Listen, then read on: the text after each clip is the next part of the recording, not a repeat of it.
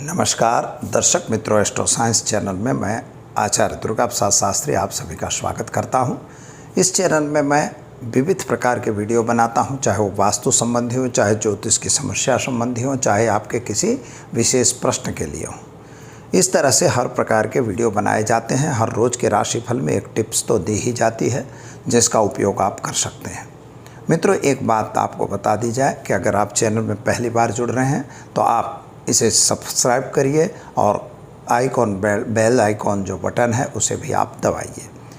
और अगर आपको वीडियो अच्छा लगता है तो उसे लाइक करना बिल्कुल न भूलिए और ख़ास तौर पर मित्रों में भी शेयर करिए और अपनी कमेंट हमें ज़रूर भेजिए। अगर आपको ज्योतिषी या वास्तु संबंधी या आपकी फैक्ट्री नहीं चल रही है या ऐसा कोई भी प्रश्न आपके मन में है तो उसके लिए आप हमारा संपर्क नीचे दिए गए फ़ोन नंबर पर कर सकते हैं। उसका सॉल्यूशन यहाँ से दिया जाएगा।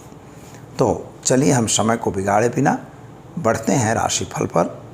राशिफल जानेंगे उसके पहले हम हर रोज़ की तरह पहले जानेंगे आज का पंचांग। आज दिनांक जो है वो 11/8/2021 है और बुधवार का दिन है। उत्तर दिशा में यात्रा के लिए वर्जित होता है। अगर जाना जरूरी है तो धने की थोड़ी दाने चबा के आप यात्रा पे जा सकते हैं, जिससे यात्रा का जो दिशाशूल है वह दूर हो जाता है। श्रावण शुक्ल पक्ष की आज तृतीय तिथि है। पूर्वा फाल्गुनी नक्षत्र है 9:12 तक और इसके बाद उत्तरा फाल्गुनी नक्षत्र की शुरुआत हो जाएगी। शिव योग रहेगा 18:27 तक और इसके बाद सिद्धि योग की शुरुआत होगी। राशि सिंह रहेगी 15:22 तक और इसके बाद कन्या राशि की शुरुआत हो जाएगी। यानी आज के जो बच्चे जन्म लेंगे उनका नामकरण सिंह राशि पर रहेगा। जो 15:22 यानी दोपहर 3:22 तक जो बच्चे जन्मेंगे उनका नामकरण म और ट अक्षरों पर यानी सिंह राशि पर रहेगा। और इसके बाद जो बच्चे जन्मेंगे उनका नामकरण कन्या राशि पर यानी पठाना अक्षरों पर रखा जाएगा। तो मित्रों, जो बच्चे जन्मेंगे उनका नक्षत्र पूर्वा फाल्गुनी रहेगा 9:22 तक और इसके बाद वो जो है उत्तरा फाल्गुनी नक्षत्र का प्रारंभ हो जाएगा। इस तरह से आपको ध्यान रखना है। नक्षत्र शुभ है, जन्मने वाले बच्चों के लिए उत्तम रहेगा। जो बच्चे जन्म ले रहे हैं अथवा जिनका जन्मदिन है उन सभी को हमारे चैनल के तरफ से आपके सारे परिवार को और आपको विशेष बधाई दी जाती है। आपका जन्मदिन आपको मुबारक हो और जीवन में आप आगे बढ़ें। भगवान शिव का आप पर आशीर्वाद बना रहे, यही हमारी प्रार्थना। तो चलिए हम राशिफल की बात करते हैं। मेष राशि। मेष राशि वाले जातकों के लिए सामान्य रूप से अगर देखा जाए तो आपका पंचम और 6th हाउस पर रहा हुआ चंद्रमा आपको थोड़ा सा डैमेज कर रहा है। स्वास्थ्य थोड़ा दोपहर के बाद बिगड़ सकता है, यानी खान पान में विशेष ध्यान देने की ज़रूरत है। आपके काम काज में भी थोड़ी ढिलास दिखाई देती है। आलस को छोड़ के काम करने की ज़रूरत है। आज आपके व्यापार को लेके या तो नौकरी को लेके थोड़ी भाग दौड़ हो सकती है। घरेलू वाद विवादों में आपको राहत जरूर मिल रही है। शादी संबंधी की बातें भी होंगी। विद्यार्थियों के लिए समय सुंदर और अच्छा है और संतान के लिए जो चिंता थी उसमें आपको राहत मिलेगी। क्या करना होगा तो आज भगवान शिव पर आप काले तिल चढ़ाकर दिन की शुरुआत करेंगे। अच्छा दिन आपका रहेगा।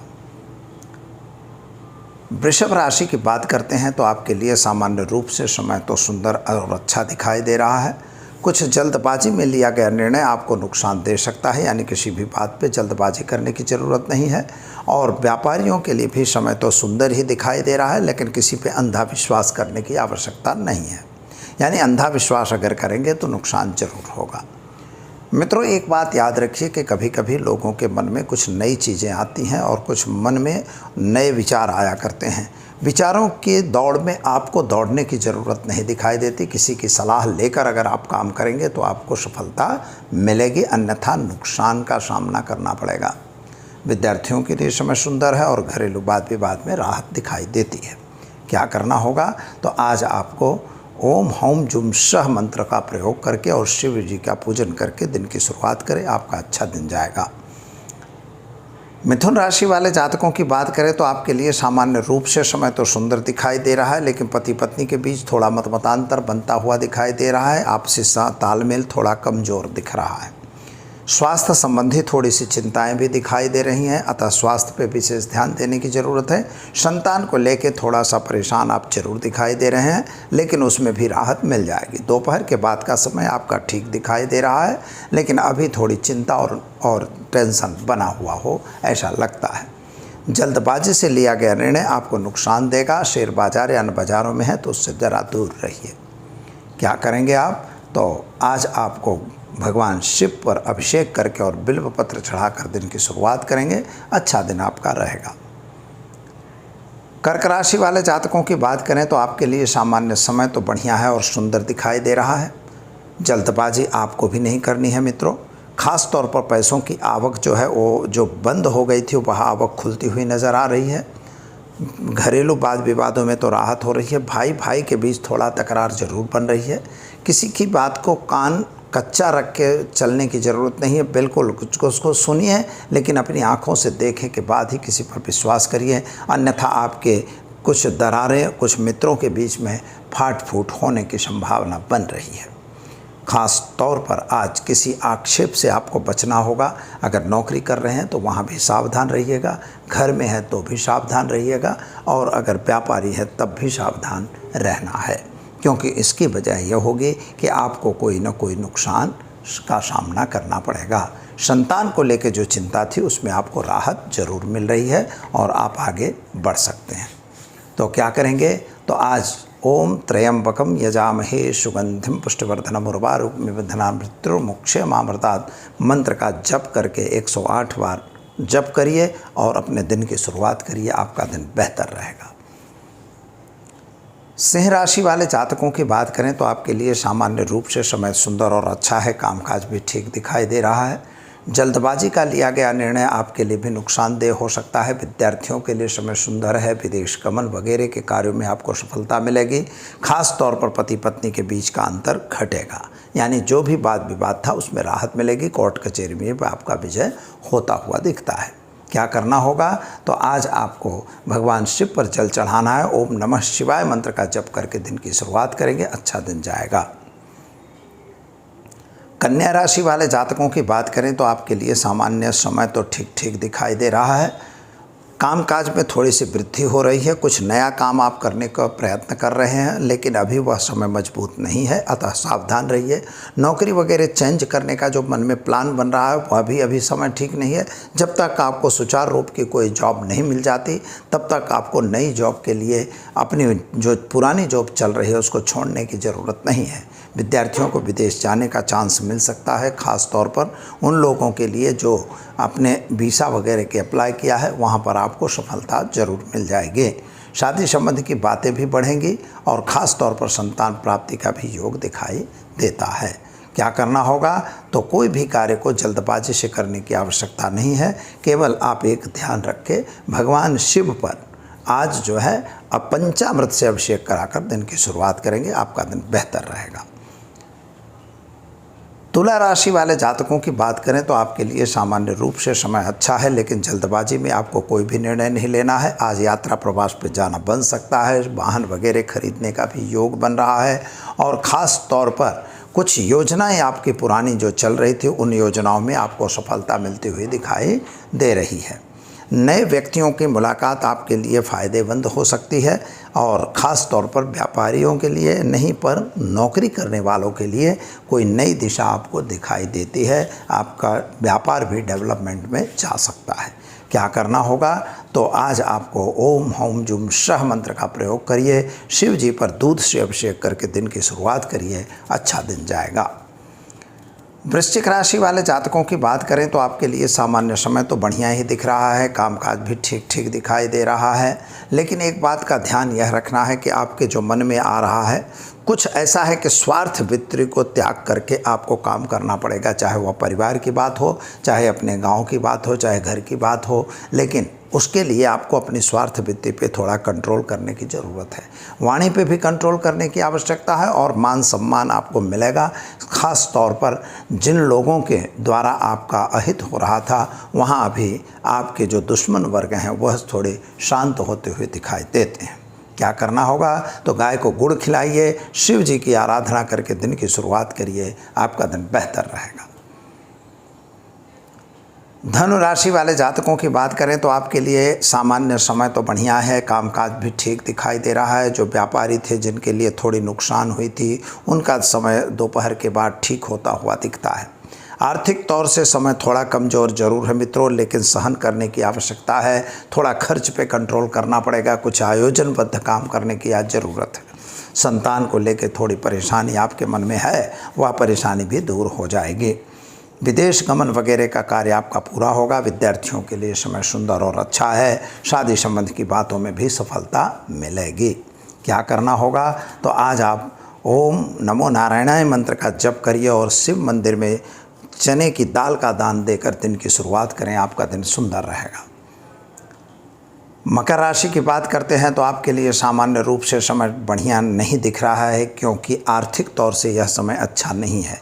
कुछ कामकाज रुका हुआ हो ऐसा लग रहा है। व्यापारियों को ज़रा सावधान रहने की ज़रूरत है। नौकरी करने वालों के लिए समय बढ़िया और सुंदर जरूर है। आर्थिक तौर से स्थिति अच्छी नहीं दिखती। पारिवारिक थोड़ा क्लेश बढ़ता हुआ दिखाई देता है। जिन पर आपने विश्वास किया है उन्हीं से विश्वासघात भी हो सकता है, अतः यह सावधानी रखने की ज़रूरत है। संतान के कैरियर को लेकर आप थोड़ा चिंतित जरूर दिखाई दे रहे हैं। क्या करना होगा, तो काले तिल और चावल मिलाकर और भगवान शिव पर अगर अभिषेक करते हैं तो आपका समय बढ़िया रहेगा। कुंभ राशि वाले जातकों की बात करें तो आपके लिए सामान्य समय तो अच्छा है। पुराने कुछ काम आपने मन में लिए थे अथवा आपके पास थे, उन कार्यों में आपको सफलता मिलेगी। और जल्दबाजी में कोई भी गलत काम नहीं करना है। और एक बात और अपनी को ध्यान रखना है कि किसी नए व्यक्तियों की मुलाकात अगर हो रही है तो व्यापार में वृद्धि वगैरह का विचार अभी नहीं करने की ज़रूरत है। समय थोड़ा कमज़ोर दिखाई देता है। संतान को लेकर भी आपको भी थोड़ी समस्या दिख रही है और हो सकता है कि संतान के कैरियर को लेकर आप थोड़ा चिंतित हैं, लेकिन विद्यार्थियों के लिए समय सुंदर और बढ़िया है। विदेश गमन वगैरह में आपको सफलता मिलेगी। शेयर बाजार या बाज़ारों से आपको दूर रहने की ज़रूरत है।